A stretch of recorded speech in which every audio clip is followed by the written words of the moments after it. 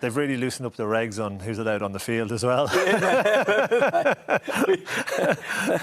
But although I think it's good. But a lot of that is down to Andy Farrell too. Yeah, you know, to be fair to him, he has made this environment an unbelievably fun place for the players. Yeah. And that was not always the case. Yeah. You know, chatting to a lot of the guys who are still involved there, they're really, really enjoying camp. And when he says this group is unbelievably tight, they're very good friends, he means it.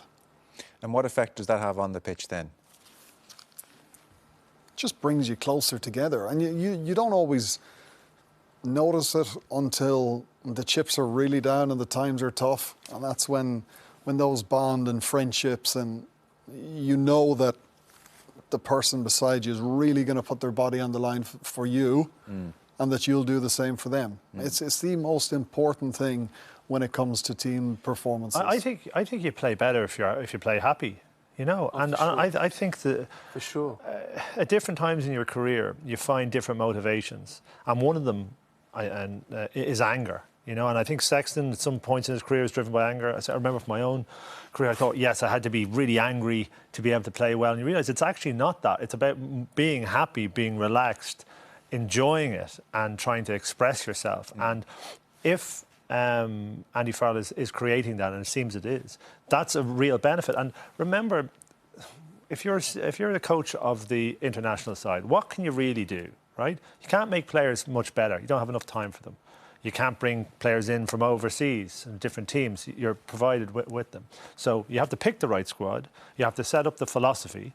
And then you have to empower the players to deliver it and making them happy in the squad. We've seen Wales deliver performances. Listen, aside from today, they had a bad day. But under Gatland, over-deliver on performances that we thought that we didn't see them do in their regions week in, week out, because they were emotionally invested and happy and delivering for their coach. And that's a crucial part of an international coach. And I'm slightly wary of asking the next question because really Joe Schmidt and his contribution to Irish rugby stands for itself. It was extraordinary. But the implication of your point was things had become a bit too tight under Schmidt off the pitch and things were not as fun or enjoyable as they could be, and that's been one of the changes Farrell's made. That's what I'm reading into your point? I think so. And you know, Andy Farrell, he's a smart guy, so he would very much have been able to sense the atmosphere under Joe.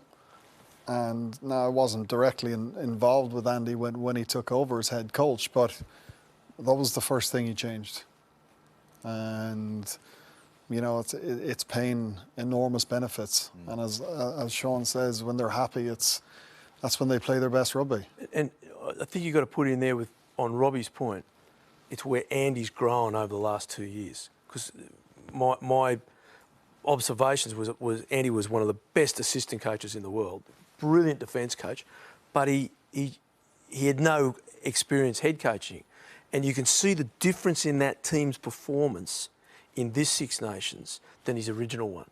You know, and that is him growing because the roles are totally different. And it's like Robbie has said, there's a great atmosphere in the team. And it's what Shane says. What can you do as a head coach of a national side is try and influence that and get your selections right and have your philosophy right. And there's a change of philosophy. He's got his selections right. And you've got blokes like Peter O'Mahony, who's been around for 10 years, saying it's the happiest Irish camp he's been in, and he's on the bench. So he's obviously getting it right, and he's obviously growing, and he's going to get better because if you're willing to learn and get the feedback from players as a coach and accept it and change, which he has, we can see the change. You get better as a coach. And there's another level now here to go to as well. Let's not say that was the perfect performance or anything like it. You know, so the next level that he has to get to is consistently delivering excellence. You know, an excellence performance, not just results, but excellence performance. Because the Six Nations is different. You know, and you can have a slightly weak Six Nations, and we know there's a couple of teams in there that are weak. Yeah. But the challenge now is the New Zealands, the Australians, the South Africas. Yeah. That's the next step. And to compete against them, you have to be excellent in the Six Nations. And I think that comes back as well to your point about the quality of the opposition in this competition. It wasn't what we would normally expect, and I think the summertime will give us a really good barometer of where this team actually is at.